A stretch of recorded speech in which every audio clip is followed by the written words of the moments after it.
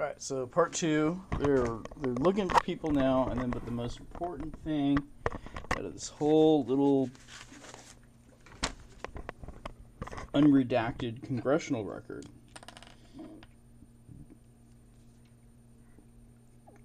it says all the people interviewed during the course of the investigation reported that they observed no signals or any activity they appear to be suspicious or could be interpreted as signaling. This statement is made with the exception of the information received from Mrs. R.C. Waldron, whose house is second house from the Kahlua Junction, who reported that at 6:45 a.m. on the morning of December 7th, a Japanese carrying a fishing pole, I don't think Kuehn be mistaken for a Japanese man, was observed running on the beach towards Kahlua. Shortly after he left, a red flare was seen to have been sent from the vicinity of the beach near the Waldron residence. And they were unable to describe the Japanese. And that's it. So, no boats, no signals, nothing. So what had happened is and this is supposed to have gone on for quite some time. These signals, right? If you're the Japanese, the only reason, why would you want to know how many boats are there? Well, you want to know if there was more boats there today than there was yesterday, and if there might be more boats there tomorrow. And after a while, have a feeling or an idea how many boats are there, so you know if on the day you attack and you're told how many boats are there, that it sounds like most of the boats are there, and then you go ahead and attack. Otherwise, why do it? Why gather, just... They know where Pearl Harbor is, just, all you gotta do is take their planes, and the boats are huge, you can see them. The reason to get numbers is to figure out if today is the right day to attack or not. And again, it's just number of boats, and it's the most fanciful idea I've ever heard of. It borders on unbelievable that in reality that someone would have actually the Japanese would be out there miles away on their boats looking for clothes on a hanger or what time the lights were on in a house that Mr. Kuehn couldn't even control the lights from within. It's abundantly clear that he did double-cross them. And it's abundantly clear that when the Japanese sent their very weakly encrypted signals prior to the attack, or around the time of the attack, about, Lanakai houses and all that stuff, that they were getting him back for not doing his part that he had promised. And he may have succeeded in getting the $500 to his son Leopold, but that's what it was all about. $500 to be sent to Leopold because Mrs. Kuehn had demanded it. Now what ends up happening is, okay, so the Pearl Harbor gets bombed. All right, Hawaii's under martial law. We got martial law now. Okay. Then they decide they're going to round up all the Japanese, the Italians, and the Germans, of which, in my ancestry, two of those nationalities happen to be represented. And I guess Japanese is not included, but it's not impossible,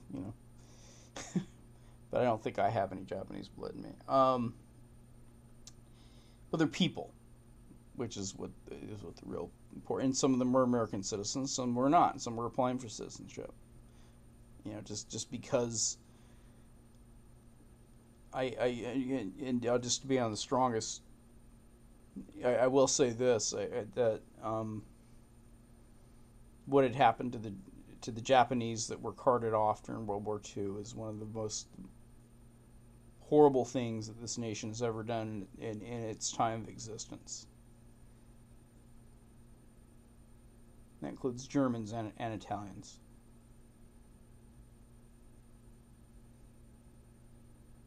And my grandfather was alive, Italian, living over in the South. Apparently, he wasn't carted off. Neither was my father.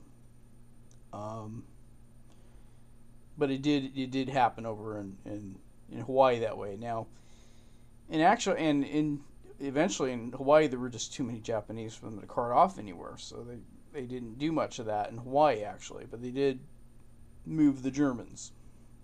These are Germans they knew about.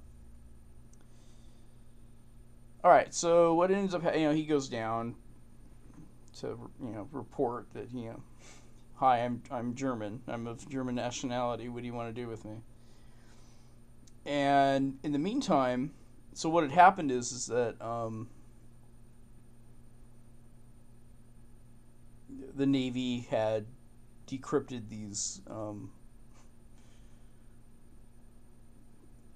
these cables that had come into the consulate, and in the cable it mentioned a house on Lanikai Beach with a dormer window. So the FBI sent 2 agents out there to check.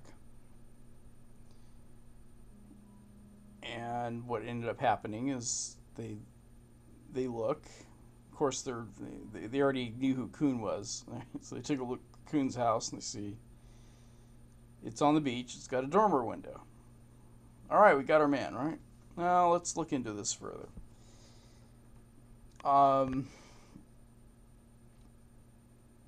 And they did, and they probably came back and reported, hey, this investigation blew up in our face. This guy actually, and plus, we got 2 Navy officers living there. Well, the FBI ignores that. They're going ahead. They're going to prosecute. So they sit Kuehn down and they interrogate him, and then Kuehn just writes out his confession as if they're going to just hear the story and understand what happened, and everything will be okay. He doesn't realize the people he's talking to aren't going to believe that when he says that the money came from Sweden or from laundering money out of Germany through a land sale in business in Shanghai.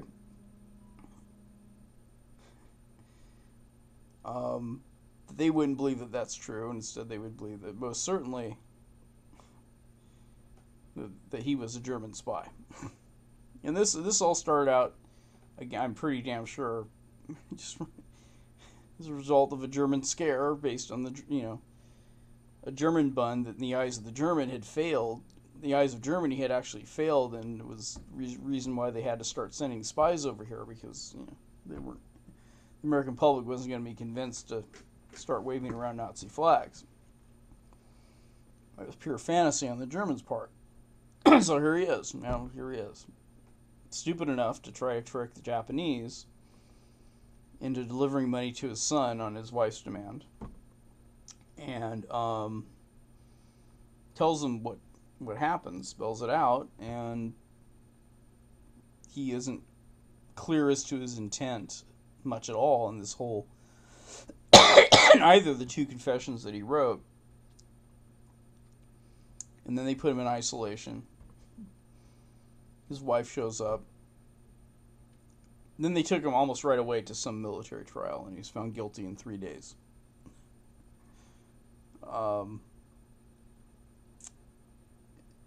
And on the night before he was going to be shot, his wife goes to visit him. She's being held as well, as is his daughter and 2 sons that are there. His daughter was a married woman. I think she was actually married to someone that was an FBI agent. She ended up divorcing him over this. Probably because he didn't speak up or wasn't allowed to. Who knows? And it looks bad. It looks like, oh, we got a cable with your dormer window house. But if you really think about the facts, it's clear no signals were coming out of the house. So there were two naval lieutenants that was going to walk in, 2 o'clock in the morning, because 2 o'clock in the morning meant there was 3 destroyers in the harbor, and turn the light on, and just walk out to a place he's running out to 2 naval officers, and what are they going to do? Keep it on? No, no one saw that anyway. It didn't happen. It was a scam. He's trying to scam the Japanese. So his wife shows up, and they record his conversation. No, they had 2 guys hiding behind the wall, listening in, taking notes to the conversation. And what does his wife say during the conversation? How could you be so stupid? And they were just basically talking about the money, how they were going to survive, and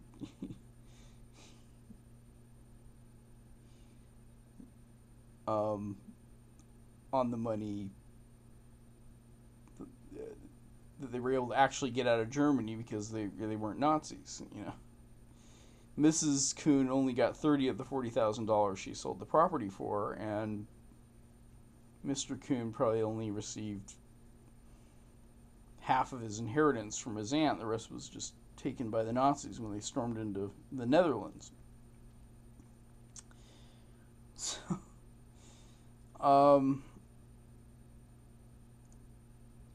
So on the day he was going to be shot, he wasn't shot. The governor of Hawaii or someone said, we need to ask,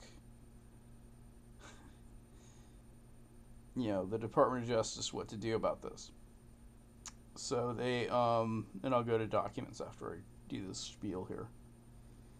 So they go to the Department of Justice, and the Department of Justice isn't getting back to them fast enough. They're really jonesing to kill this guy down at the FBI. They really want this guy dead. Now we got our man, This advocacy that overlooks facts and ignores things and goes ahead with prosecutions,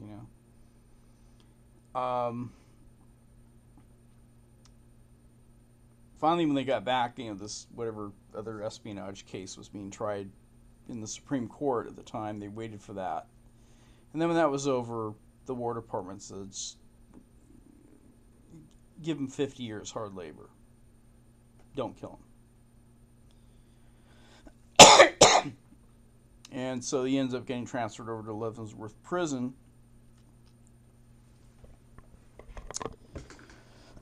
Meanwhile, his wife's carted off to some German internment camp in Texas or something like that, and they correspond for a while, and eventually she's deported when the war ended.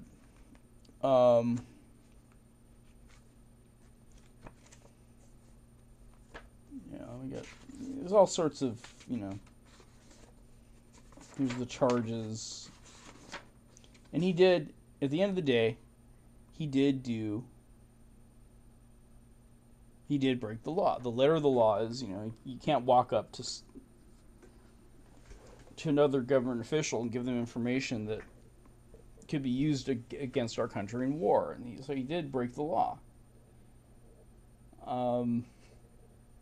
But as I said before, the Japanese consulate could have looked out his window and seen the boats himself. And it's unclear whether they ever attempted to deliver the $500, to Otto. Who cares?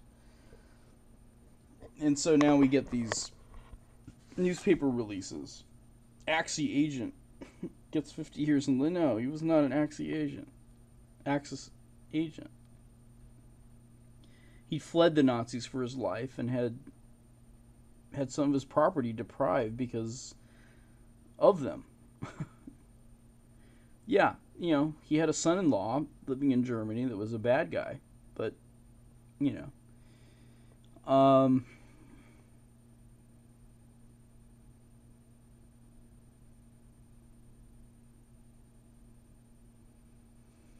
and they, putting him in an internment camp is removed to the mainland, euphemism. How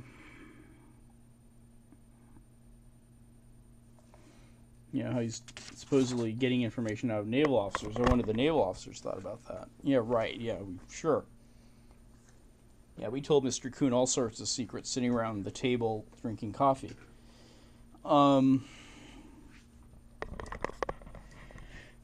Here they are just jonesing for...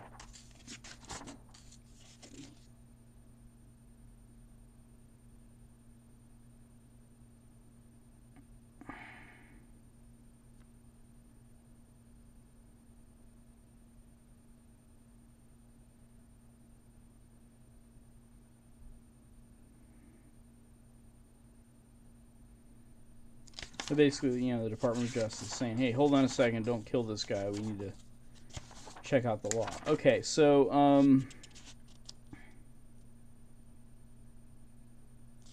this is how they, more details, they supposedly didn't get cooperation from the cable companies that decoded the message, or they did, they can't get that story straight, but, that's not that big of a deal.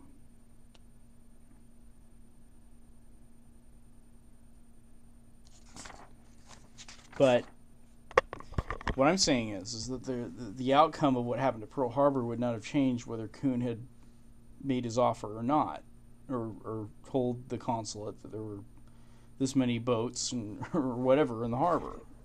The Japanese were aware that it was a major base. I mean, it'd take a rocket science to figure that out.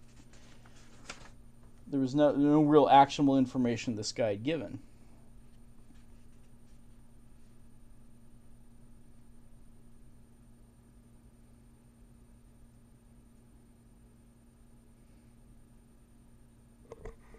And then, they're just not wanting to release information to the news because of, that's not really all that material. Let's see if we can get to the point where he finally, oh God, here's the big bad Nazis, newspaper all over the country. People sending hate letters, basically. They should have been shot, This guy here. I'm surprised it wasn't the confidential informant that got him in the file in the first place. I'm writing in regard to this blah, blah, blah. He was left off with just 50 years of hard labor. I feel he's deserving of a death sentence, wants the guy to die. Getting all these letters here. Based on their own proclamations that he's a Nazi spy. Oh, for sure he's a Nazi spy.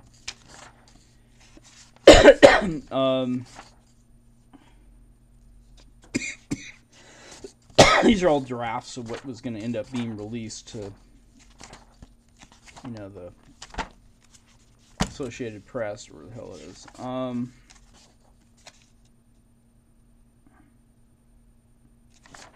And they, inventoried a bunch of stuff from his,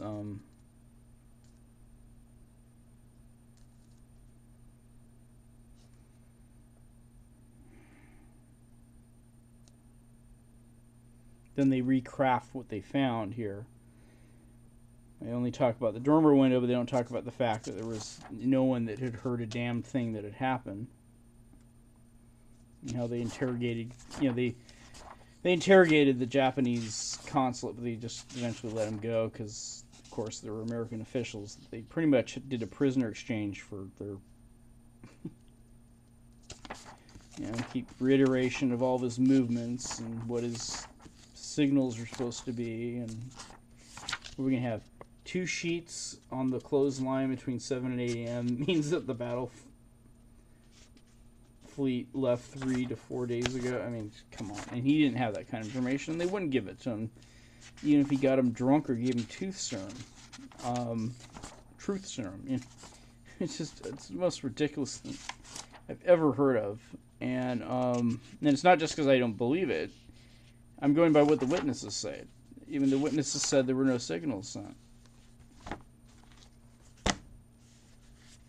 Mr. Kuehn was stupid. He went so far as to offer to use one of these shortwave radio things, but the Japanese turned him down, thank God, because that would have been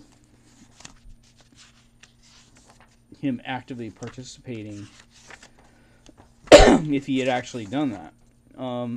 This is Edward Tam keeping this thing alive.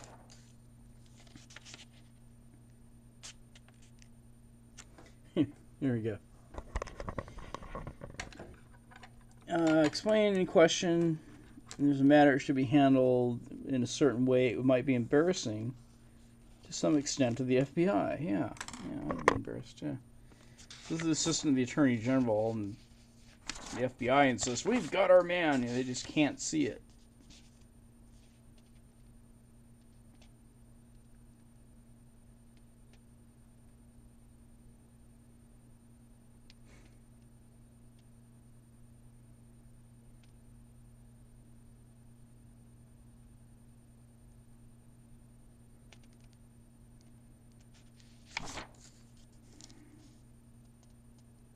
Here's the internment camp at Crystal City, Texas, is where they were moved. And they were there till January 7th, 1945, and then they were deported.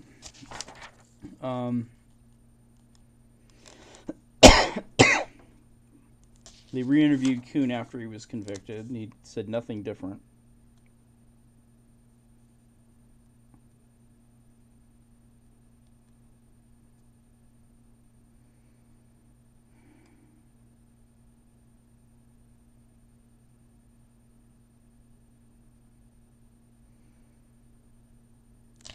They actually fessed up as to how they found all their stuff. It's pretty much repetitive at this point. Same personal history, retyped up for keep a secretary employed.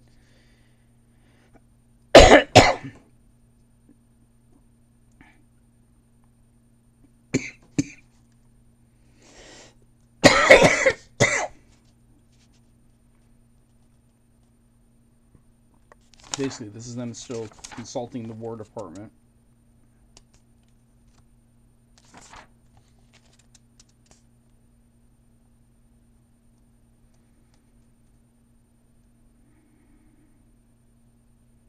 Embarrassing to the Bureau.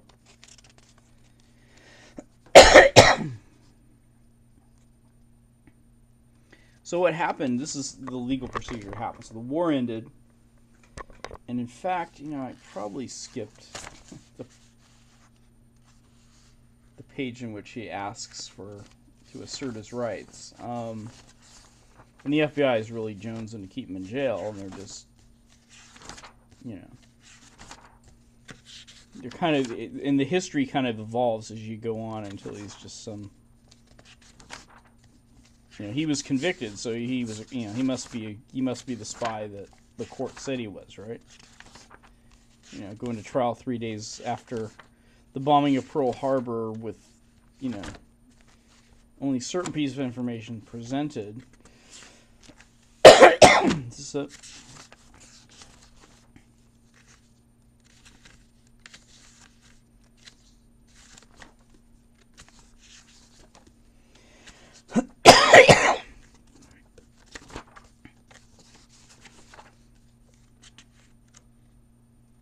when they even asked if this here is about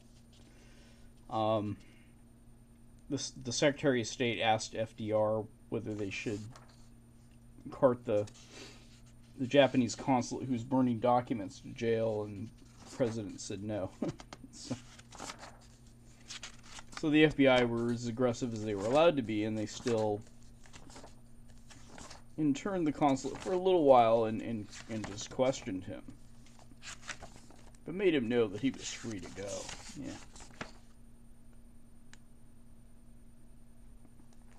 And then different rebrandings of what had taken place were released by the FBI. All assuming that what they had only suspected and didn't have proof of, in fact, had proof to counter it. That he was indeed, the public was told he was a spy.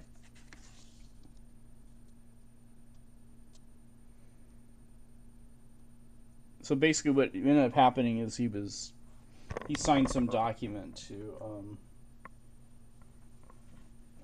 give up his application for American citizenship, and then because he'd been in the country too long, they went under the process to deport him, But what had happened is, as soon as the war was over, he wrote a letter that said that he wanted to go to a real trial and have his rights asserted and all this other stuff. And it was reviewed by the president or or attorney general or someone in Washington D.C. and they decided to release him.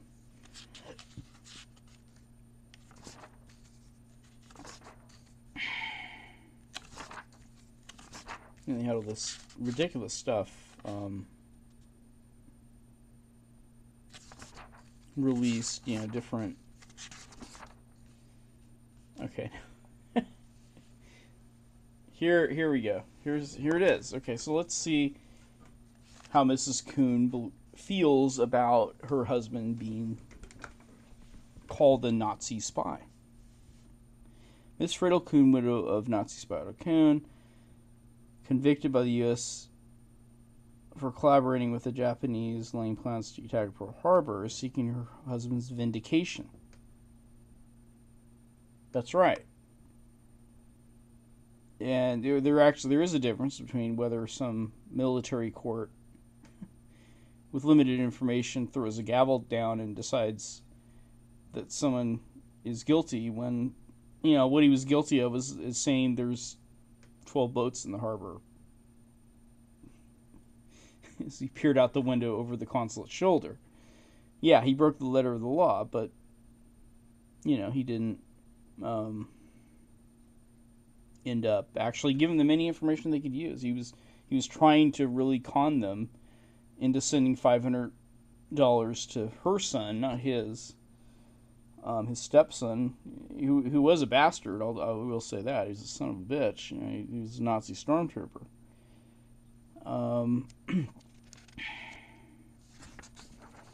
She wants $27,000 from the U.S. government. Says that the money the U.S. government got from auctioning off their property in 1945. My husband was a spy that never was, she said in an interview. She charged that high officers of the U.S. Navy at Hawaii used Kuehn as a scapegoat to cover up for what she called extreme laxity in preparing against the Japanese sneak attack. Well, it's not really about that. It really is about the fact he didn't spy. Miss Kuehn, tall, snowy, and chain-smoking, said her family broke up as a result of the persecution by the FBI. Her daughter Ruth and son Eberhard live in the United States. Kuhn's marriage with J. Carson Moore broke up. She married again. Okay, so they were able to move on. Falsely accused. This is all because my husband was falsely accused and convicted. Miss Kuehn said another son tried to commit suicide twice in May this year and was put in an asylum. For 10 months after our arrest by the FBI, Hans Josefson was put in the care of an evil man who taught... Okay, whatever. I demand compensation from the government. Kuehn was convicted. Okay. It's all rot. First of all, we weren't Nazis, and that's right. I could see that from the evidence. We left Germany because we hated the Hitler dictatorship. That's why we went to Hawaii. Now, that wasn't necessarily true for Mrs. Kuehn. I mean, she seems to support, at least in her younger years, seemed to support, the guys that were winning. There's this old joke, who's going to win the presidency? Okay, I'll vote for him. It's kind of like that. She's pretty much, if I could tell, was kind of fair weather. I don't believe that if people were saying that she was defending, and if Mr. Kuehn had said at times that she would embarrass him by her comments, and you'll find that in the documents if you get them from the vault, that it's fabrication. Now, I think that she was, it was more or less out of love for her son, who was just stupid and doing horrible things over there in Germany. She said her husband's family had been wealthy. Kuhn's father was a professor of chemistry, and tried to be a freelance journalist. Yeah, writing. She's the same story. This was written. When was this written? 1962. Now he was finally released. Let's see.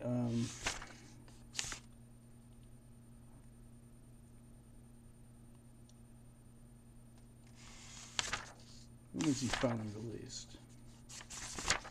I mean, it's just complete slander in here, I could tell. I mean...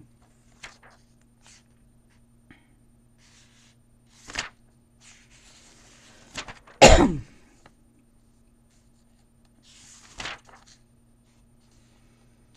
the hell was he released?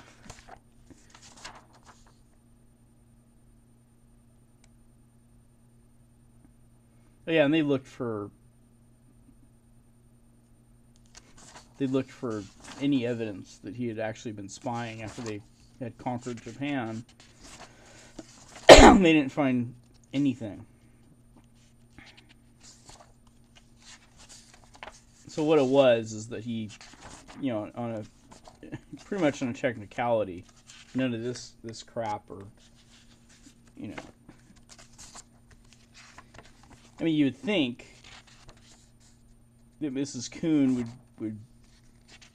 wouldn't do this interview. It's not, okay, so what? She probably didn't even win the case. But there's still people that are upset about the idea that he's been accused. After her husband's secret trial, she was shipped to the U.S. mainland, kept for internment.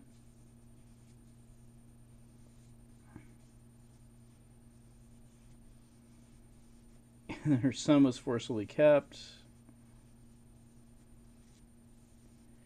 If my husband was guilty, why wasn't he executed? It just seems like it was such a...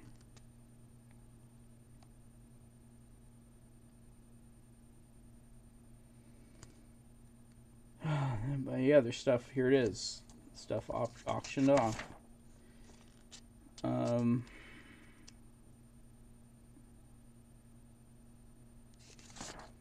And the FBI wants to know about this as if they're completely innocent, and this is all just some con, being pulled by, by iconic enemies who, are no longer human to them because, of a rigged trial, and that's the way I see it. So there you go. I mean, this is just about another human being, okay? And he did leave. They did leave Germany.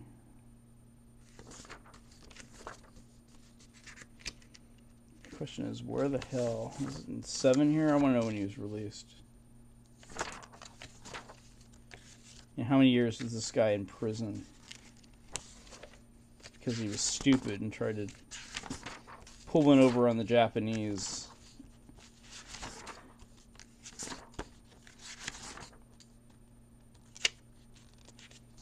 Certainly wasn't 1944. I think it was closer to 1960 or some shit.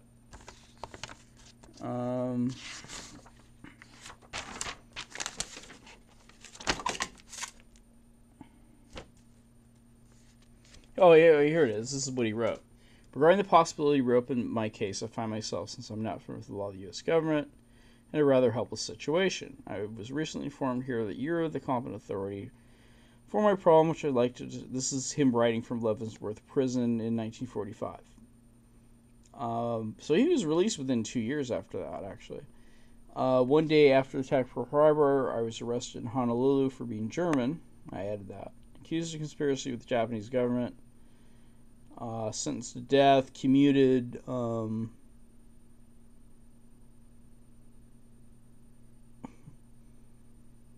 It wasn't necessarily they were looking for a scapegoat.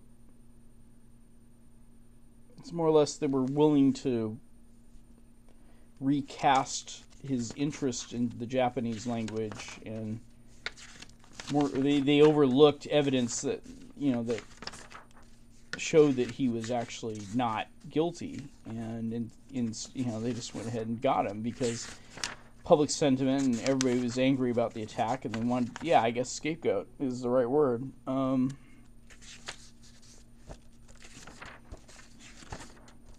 Actually, just repetitive, just reiterations of his life story.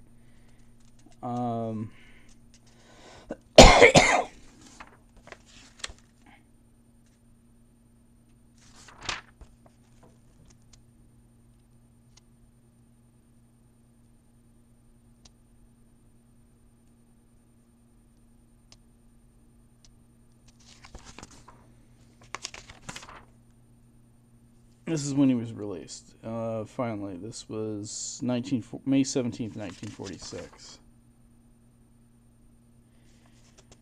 But he was declared an alien enemy, for legal reasons, and sent back on the ship to Pearl Harbor. And then at some point he was afraid to go back to Germany, so he went to Argentina.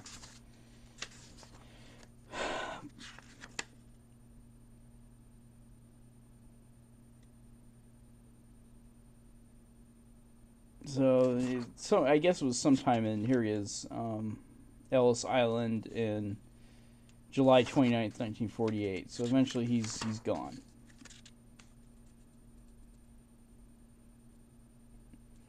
And then he actually wrote a letter in 1949 from Buenos Aires to ask for his stuff back, like his birth certificate, And they couldn't find it.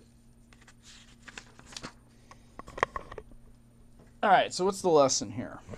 The lesson here is that, you go after this phantom scare. You find people that look like they fit the pattern. You decide not to believe them. Then some tragedy happens, and they do something stupid, and all of a sudden you find your ass in, people that are not as guilty as you cast them to be are sent to prison, and then in the future books are written about you that say things like this. Kuehn must have performed well because he was able to deposit $70,000 in a Honolulu bank between 1936 and 1939. In reality, of course, it came from the Japanese Secret Service. Japanese spy masters communicated, where the hell did they get this information? None of this is in the FBI file that I see. And if it's not there, why isn't it there? Because it shouldn't be redacted.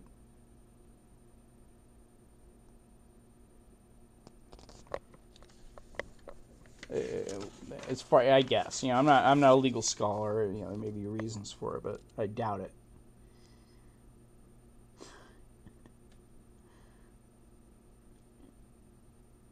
No, and no, Mr. Kuehn did not send some secret cable. There's nowhere in here does it have this stuff. So this book, Burn After Reading. When was this written?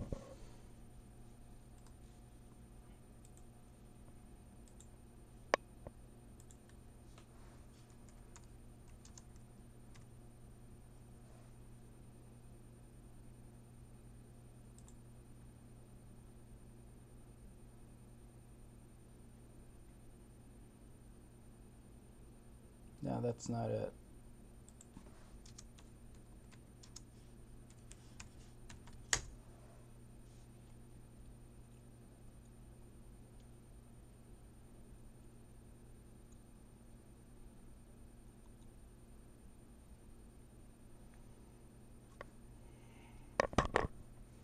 What was this?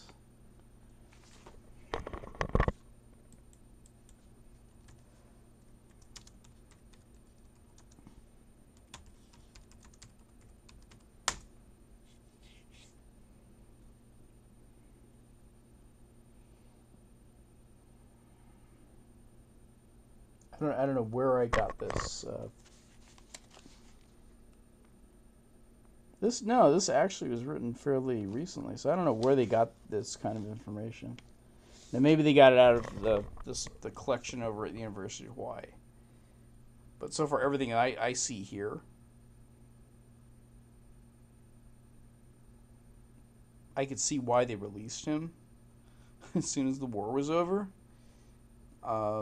So he wasn't really interned that much more, but he was in prison instead of one of these internment camps, Go figure, I guess that's a little better, to be in an internment camp than in prison. But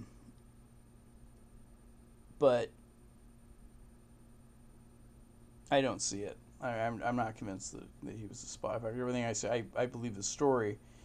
The confidential informant confirms that earlier, and I don't have any evidence of the payments. I don't have any evidence that some lady died in Sweden, but I'm not going to be able to get that.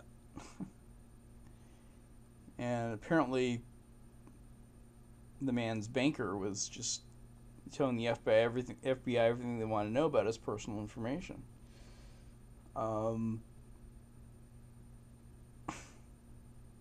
That was clearly wrong.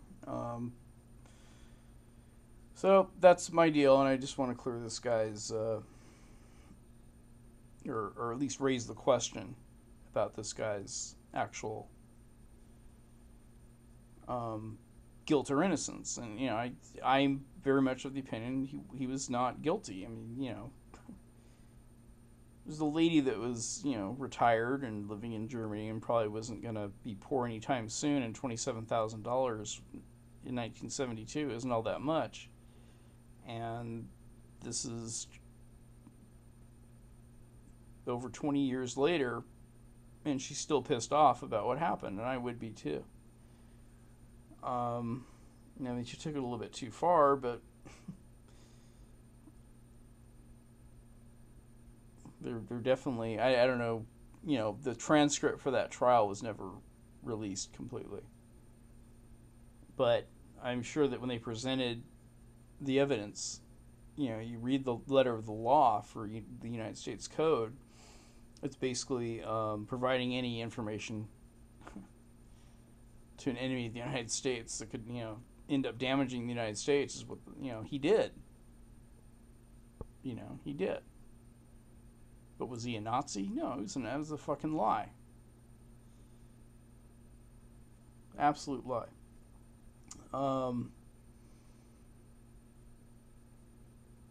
At one point, he tried the Nazi Party out, but he didn't like it, and he quit. His son-in-law was a Nazi. It didn't make him a Nazi, and his wife was just stupidly, just going along with the day, and he was just, the one thing he needed to say in his confessions there, he didn't do. You can get all the stuff off the FBI vault and read it, but basically he went on for a whole page about this elaborate system of signals. But it didn't occur to him until after he was, found guilty to tell them that he was trying to double cross them. The agents didn't see the bigger picture. They were just they just assumed that he was a bad guy. But all he did is he walked in and he wrote out this confession. All he knew is that he owned the Lanakai house with the dormer window, with the embarrassing fact that a naval officer was renting it from him at the time, 2 naval officers, and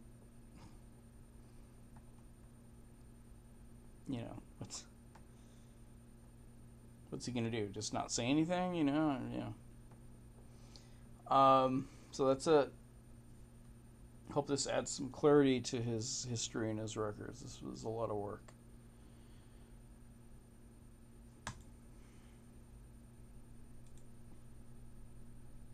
And this is done on a human level for a human being to just be judged accurately in history.